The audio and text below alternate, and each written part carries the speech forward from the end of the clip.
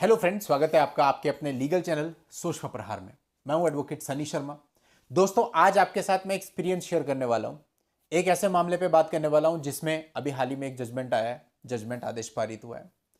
पूरे मामले में कैसे ट्रायल चला, क्या चीज़ें आई, सब कुछ आपको बताऊंगा। और मुझे पूरी उम्मीद है कि जितने भी लोग ऐसे हैं जिनके मेंटेनेंस केसेस चल रहे हैं, चाहे वो डीवी के अंतर्गत चल रहा है, चाहे सेक्शन 24 HM में चल रहा है, चाहे 125 CRPC चल रहा है, सभी को इस वीडियो से काफ़ी कुछ जानने सीखने को मिलेगा और आगे वो बहुत स्मूथ तरीके से बढ़ सकते हैं, समझ सकते हैं कि इस मामले में क्या था, ऐसा उनके साथ भी हो सकता है। और मैक्सिमम जगह पर इसी प्रकार की चीज़ें होती हैं, इसी तरह की प्रोसीडिंग्स होती हैं, तो इससे उन्हें काफ़ी कुछ सीखने समझने को मिलेगा। दोस्तों, आखिरी तक वीडियो में बने रहेगा। अभी तक भी चैनल को सब्सक्राइब नहीं किया है तो चैनल को सब्सक्राइब करके नोटिफिकेशन बेल पर जरूर क्लिक कर लें, ताकि इस चैनल पर आने वाली सभी जानकारियां आपको सबसे पहले मिल सकें।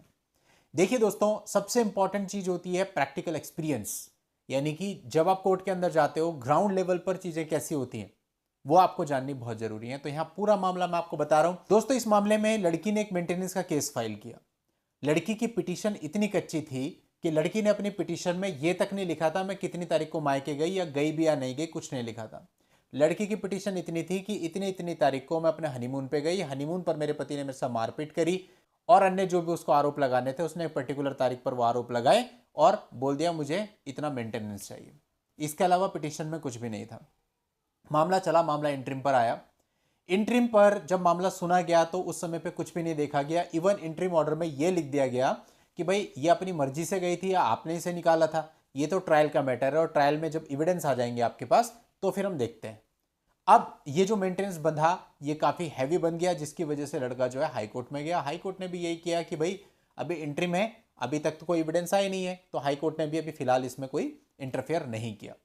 अब खैर मामला आगे चला, तो एविडेंस आने थे, तो लड़की ने अपने एविडेंस में कुछ भी नहीं दिया, केवल अपना चीफ दाखिल कर दिया वो सेम चीजें लिखते हुए। लेकिन जब लड़के की एविडेंस की बारी आई तो उसमें हमने सारी चीजें दाखिल कर दी, जितने भी उसके पास रिकॉर्ड्स थे सारी चीजें, और उसके चीफ में भी हम सारी चीजें लेकर के आ गए। अब जब एविडेंस कंप्लीट हो गया तो फाइल लग गई फाइनल आर्ग्यूमेंट्स में। अब दोस्तों मैं आपको बताऊं, इस आर्ग्यूमेंट्स के लिए इतनी तैयारी की गई और ऑनरेबल सुप्रीम कोर्ट के भी जजमेंट्स इसमें लगाए गए, कोर्ट किए गए। अब जब आर्ग्यूमेंट की बारी आई तो आर्ग्यूमेंट्स कम से कम 15 से 20 मिनट का हुआ, जिसमें पूरी चीजें साफ स्पष्ट कर दी गई। लड़की ने एक घटना दिखाई थी क्रियोलिटी की, एक पर्टिकुलर तारीख की। हमने वो एविडेंस दिया कि जितने बजे की, जितनी तारीख की घटना लड़की दिखा रही है उतने समय पे लड़का कहीं और उपस्थित है। क्लियर एविडेंस, यानी उसका मामला झूठा साबित हो गया पूरे तरीके से। क्योंकि जो वो कह रही है कि इतने बजे लड़के ने मेरे से क्रूरता करी, उतने बजे लड़का अगर कहीं और अपनी प्रेजेंस दिखा रहा है तो ये तो पॉसिबल ही नहीं है। इसके अलावा क्रियोलिटी की कोई घटना नहीं है। 125 CRPC की डेफिनेशन कहती है कि यदि कोई पति अपनी पत्नी का भरण पोषण करने से इनकार करता है या उपेक्षा करता है, तो वो पत्नी ऐसे इनकार या उपेक्षा को साबित कर देती है, तो साबित होने पर जो न्यायिक मजिस्ट्रेट है वो भरण पोषण का आदेश कर सकता है। तो यहां पर लड़की ने जो इल्जाम लगाया वो तो झूठा हो गया। लड़की ने कहीं पर भी पूरे मामले में यह साबित नहीं किया कि लड़के ने उसका भरण पोषण करने से मना किया। उसने यह साबित नहीं किया कि उसके साथ क्रूरता हुई है। लड़की ने यह साबित नहीं किया कि लड़के ने उसे निकाल दिया है या उसके साथ क्रूरता करी है, इस वजह से वो मायके में रह रही है। अब दोस्तों, इसका आदेश पारित होता है। आदेश को जब हम पढ़ते हैं तो यह आदेश ऑलमोस्ट वही होता है जो कि इंटरिम के टाइम पर ऑर्डर हुआ था, एग्जैक्टली वही। और इस पूरे आदेश के अंदर कहीं बहस का जिक्र नहीं है। इवन यहां तक नहीं लिखा गया कि इस पर्टिकुलर तारीख को जो पत्रावली थी वो बहस हेतु नियत थी। इस तिथि पर दोनों पक्षकारों के अधिवक्तागण उपस्थित थे। इस पक्षकार के अधिवक्तागण ने यह तर्क रखे, इस पक्षकार के अधिवक्तागण ने यह तर्क रखे, और फिर कोर्ट इस कंक्लूजन में पहुंचे। कहीं पर भी कुछ नहीं, पूरे ऑर्डर के अंदर बहस का जिक्र तक नहीं है। जितने हमने जजमेंट दिए थे, जितनी हमने बहस करी थी, सारी जीरो। और केवल यह लिख दिया गया कि पत्नी अपने मायके में रह रही है, इसके लिए उसके पास उचित कारण विद्यमान है। अब ऑर्डर में कहीं यह नहीं खुला कि कौन सा उचित कारण विद्यमान है, क्योंकि उसने क्रूरता दिखाई, क्रूरता तो उसके साथ हुई नहीं उस दिन, तो मेरी लोकेशन कहीं और है।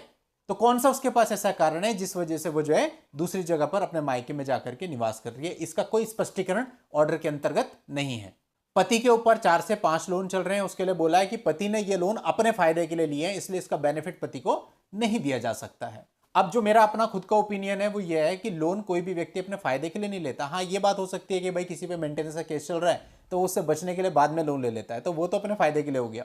लेकिन जिस बंदे के लोन शादी से भी पहले से चल रहे हैं और उसकी इंस्टॉलमेंट वो दे रहा है, वो उसके फायदे के लिए कैसे हो जाएगा?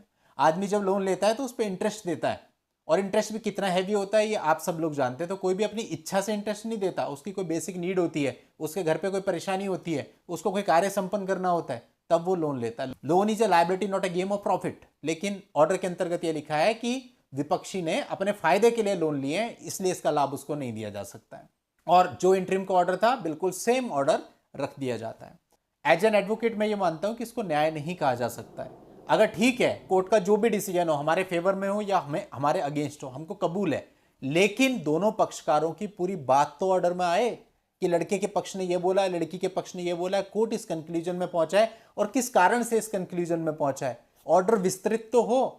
इस मामले में लड़के पक्ष ने तो 20 मिनट की बहस करी, लड़की पक्ष ने 1 लाइन बोली, इसके अलावा कुछ बोला ही नहीं, लेकिन फिर भी जो ऑर्डर हुआ वो लड़की के पक्ष में हुआ। हम ऑर्डर की भी बात नहीं कर रहे, हो सकता है मेरिट के बेस में लड़की के पक्ष पे हो जाता, लेकिन वो सारी बातें जो मेरिट की थी, जो ट्रायल में निकल करके सामने आया, जो एविडेंस हमने दाखिल करे, जो हम बता रहे हैं कि हमारी लोकेशन वो नहीं है, वो सब ऑर्डर में कहां आया। तो दोस्तों मैं तो इस प्रकार के जजमेंट से बिल्कुल भी संतुष्ट नहीं हूं। जाहिर सी बात है अब इस चीज को चैलेंज करना पड़ता है हाई कोर्ट में। लड़का वैसे ही टूटा पड़ा है, फाइनेंशियली ब्रेकडाउन हो रखा है पूरा, अब वो कैसे हाई कोर्ट में जाएगा, उसके लिए भी तो प्रॉब्लम है। ना जाए तो वो ऑर्डर उस पर बाउंड हो गया, तो फिर वो जितना भी एरियर बन रहा है और जो कुछ भी बन रहा है वो उसको देना पड़ेगा। इसलिए दोस्तों व्यवस्था ऐसी होनी चाहिए कि जो न्याय की तुला हो उसका झुकाव केवल उस तरफ होना चाहिए जिस व्यक्ति के हाथ में मेरिट है। जेंडर देख करके उसका झुकाव नहीं होना चाहिए। लेकिन आज के समय पे क्या हो रहा है, जेंडर बायस्ड सारी चीजें हो रही है। लड़की है तो आपको मेंटेनेंस देनी है, चाहे वो गलत कर रही है चाहे वो सही कर रही है। मेरिट उसके पक्ष में है चाहे मेरिट मेरे पक्ष में है, लेकिन मेरे पे गाज गिरेगी क्योंकि मैंने शादी करी हुई है। और इवन हम तो ये कह रहे हैं कि ठीक है अगर हमारी गलती है या हम पे मेंटेनेंस बनता है, निकलता है कानूनन, तो आप बिल्कुल उस मेंटेनेंस के ऑर्डर को कीजिए। लेकिन हमारा तर्क सिर्फ इतना है कि जो हम ऑन रिकॉर्ड लेके आए अपने एविडेंस में और जो चीजें हमने आपको बताई आर्ग्यूमेंट्स में, जो हमने आपको जजमेंट्स दिए, वो सारी चीजें क्यों ऑर्डर में मेंशन नहीं है। जो हमारा आर्ग्यूमेंट था वो ऑर्डर में मेंशन होना चाहिए था। अगर वो मेंशन होता तो हमारे लिए आगे के रास्ते आसान हो जाते। अगर हम पे मेंटेनेंस लगता भी तो हम हाईकोर्ट में जाते कि हमारी बात तो ऑन रिकॉर्ड आई है कम से कम। अब कैसे मुझे सेटिस्फेक्शन मिलेगा। एक आम आदमी आज भी माननीय न्यायालय पर कितना भरोसा करता है कि मेरे लिए आखिरी चीज यही है, जब पुलिस भी हमारी नहीं सुनती, जब कोई और हमारा नहीं सुनता, गलत करता है, तो हमारे पास लास्ट होप केवल माननीय न्यायालय होता है। और अगर माननीय न्यायालय में भी जाकर के हमारी बात प्रॉपरली रिकॉर्ड्स पर नहीं आती, ऑर्डर में नहीं आती, तो किस कदर आदमी के अंदर असंतोष होगा। मेरा तो पर्सनली कुछ लेना नहीं है इस मामले से, लेकिन उसके बावजूद भी जब मुझे दुख हो रहा है तो ऑब्वियसली जिसके साथ घटित हुआ होगा उसे कितना दुख हो रहा होगा। तो ये सारी चीजें कोर्ट को भी समझनी चाहिए। ये कोर्ट की भी जिम्मेदारी बनती है कि न्याय हो, बिल्कुल तर्कसंगत हो, बिल्कुल पारदर्शी हो। चलिए दोस्तों आज की इस वीडियो में इतना ही। नेक्स्ट वीडियो में नई लीगल जानकारी के साथ मैं आपसे फिर मिलता हूं। तब तक के लिए good bye and thank you for watching. Take care.